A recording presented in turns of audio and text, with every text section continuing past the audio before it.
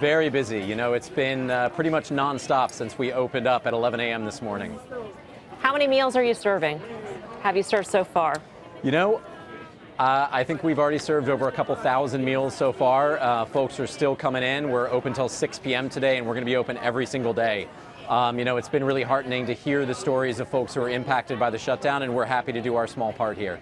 I'm curious, you usually respond to natural disasters. That's what we associate your organization with, and you choose to open up in Washington, D.C. Is that a statement on the situation in Washington, D.C.?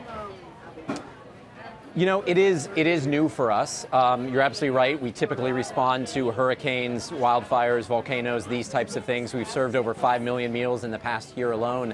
But you know what? At the end of the day, we're sort of in the midst of a crisis here, whether it may not be a natural disaster, but it is a man-made disaster.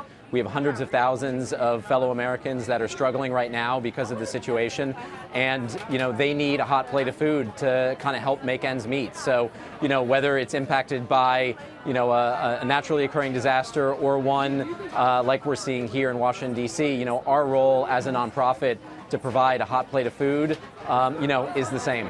You know, I read the story, Nate, about you guys setting up in Washington, and I immediately thought back to our interview with the chef, Jose Andres, that we did here on Power Lunch in September. He was openly critical of the Trump administration. He's had entanglements with the Trump administration in the past, being involved with the lawsuit with the Trump organization. He's openly criticized the response to Hurricane Maria. Was this the chef's prodding? Is this sort of a statement on the administration? You know, Chef Jose has certainly been very public about his feelings, both, you know, his private sector feelings with his business dealings. But, you know, as a nonprofit organization, we really have to fulfill our mission, which really is to support those in times of need. And we've been following what's been going on with the government shutdown. Many small businesses stepped up in the early days to support those who are impacted. And now those businesses have also been feeling it now that we're into week 4 of the shutdown. And so as we've been seeing what's been going on, you know, we felt compelled as an organization whose mission it is to make sure that everybody has a hot plate of food. And so that's really what we're focused on. You know, in terms of it being a statement, you know, I think we hope that perhaps there will be some dialogue that comes from this. We've invited members of Congress from both parties to come down.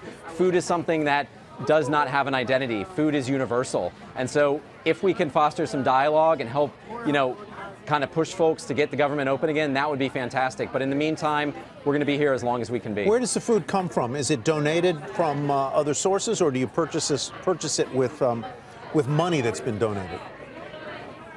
Yeah, so World Central Kitchen is entirely, you know, supported by private funding. We purchase all of our food. We do receive some donations in certain cases. Wherever we operate around the world, we try to purchase locally as well to support the local economy. So we're buying from local meat purveyors, local produce, local farms as much as possible. But for the most part, we're buying all the food that we're cooking here today.